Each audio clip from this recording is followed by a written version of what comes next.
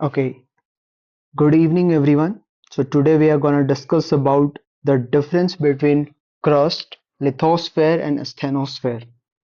काफी बच्चे इसमें confused होते हैं कि when we are already studying about crust, mantle and the core, what is the difference between the crust, lithosphere and asthenosphere? बहुत ही simple तरीके में मैं आपको एक्सप्लेन करता हूँ and this is the theory. से अर्थ के दो डिविजन्स हैं। जनरली ये कहीं पर भी क्लियरली लिखा नहीं होता है। The first division is chemical division, जो कि हम बचपन से पढ़ते आ रहे हैं, the crust, mantle and the core. और उसमें भी हमें पता है कि हमारा जो मेंटल है that covers 84% of the earth's volume.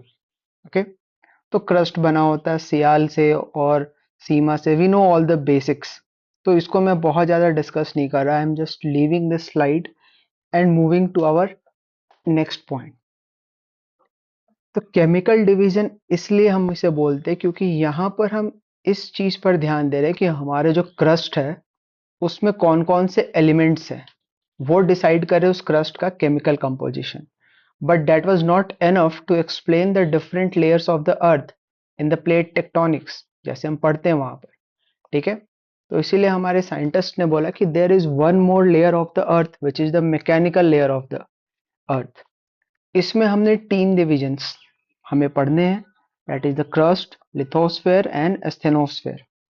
यही बेसिकली कंफ्यूजन का पॉइंट बनता है बच्चों के बीच कि सर या मैम, जब हम ऑलरेडी पढ़ चुके हैं crust, mantle and core, why we are reading this. और कई बार बड़े स्टूडेंट्स भी जो कि कॉम्पिटिटिव एग्जाम्स की तैयारी कर रहे हैं, उनमें भी ये कंफ्यूजन रहता है। सी, जब हम इमेजिन करते हैं अर्थ को, तो this is the crust, this is mental and this is core. But जब हम फिजिकल लेयरिंग उसकी देखते हैं, ये रहा हमारा अर्थ और उसका ऊपर का पार्ट क्रस्ट, जो कि बिल्कुल ही रिजिड होता है।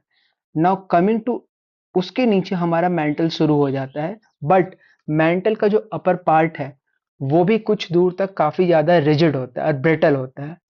नॉ अबाउट, तो ब्रिटल आप ऐसा समझ लो, it is like a biscuit और अ ग्लास, जिस पे आप प्रेशर डालते हो तो थोड़ा सा भी फ्लेक्सिबल नहीं होता, वो अचानक से स्नैप कर जाएगा यानी टूट जाएगा।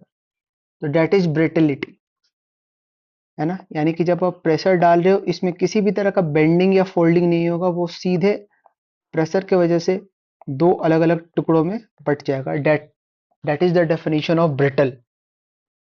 सो बेसिकली मैकेनिकल लेयर्स की वजह से हमें ये तीन अलग अलग स्ट्रक्चर मिलते हैं। तो क्रस्ट और लिथोस्फेयर, ये हमारा बिल्कुल ही सॉलिड और रिजिड पार्ट होता है। ओके, इसके नीचे हमें मेल्टेड फॉर्म में मेंटल का एक लेयर मिलता है जिसको हम एस्थेनोस्फेयर बोलते हैं। आप इसको इस तरह से समझ लो कि now this is our earth.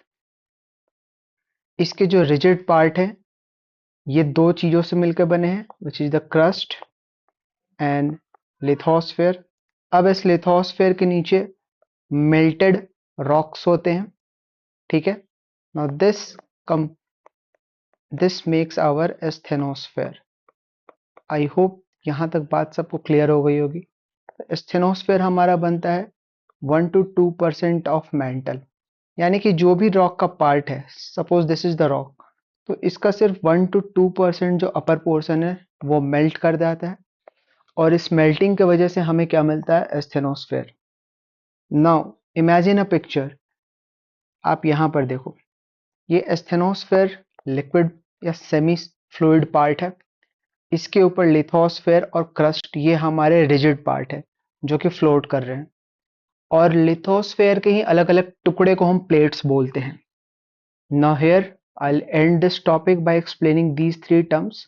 So ductile, ductility से आप क्या समझते हैं? डक्टिलिटी का मतलब होता है कि वो पार्ट ऑफ वैसा एलिमेंट या वैसा कोई भी मटेरियल जिसको आप जितना चाहे पतला कर सकते हो। तो एलिमेंट्स के केस में हम जानते हैं the most ductile element is gold and silver, जिससे आप बहुत पतले पतले शीट्स बना सकते हो। प्लास्टिक का मतलब यहाँ प्लास्टिक वाला थैला बिल्कुल भी नहीं है। उसका मतलब है कि एक ऐसा ऑब्जेक्ट, ऐसा मटेरियल जिस पे किसी पर्टिकुलर फोर्स, जैसे कि आप आटे को, है ना, आटा हम लोग समझते हैं डो, तो डो पे सपोज आपने एक पंच किया या आपने अपना हाथ रखा, फिंगर डाल, ठीक है, तो उस फिंगर या उस हाथ का जो डिप्रेशन बनेगा, जो शेप बनेगा, वो एज इट इज उसी तरह से रहेगा जब तक कोई उसे और आके चेंज नहीं करता। तो that is plasticity. And semi fluid, इसका मतलब हम समझ चुके कि ऑलरेडी वो हल्का हल्का मूव कर रहा होगा, ठीक है। तो this is the basic difference about crust, lithosphere and asthenosphere. एक बार मैं फिर से रिपीट कर दे रहा हूं। तो जो हमारा रिजिड पार्ट है, rigid part of the physical surface of the earth, physical interior of the अर्थ, जिसमें कि सबसे ऊपर है क्रस्ट और उसके नीचे है लिथोस्फेयर। ना ये लिथोस्फेयर एक सेमी मोल्टेन रॉक पर फ्लोट करता है, जिसके हम एस्थेनोस्फेयर बोलते हैं। सो आई होप सारे कंफ्यूजन्स क्लियर हो गए होंगे। That's all, thank you.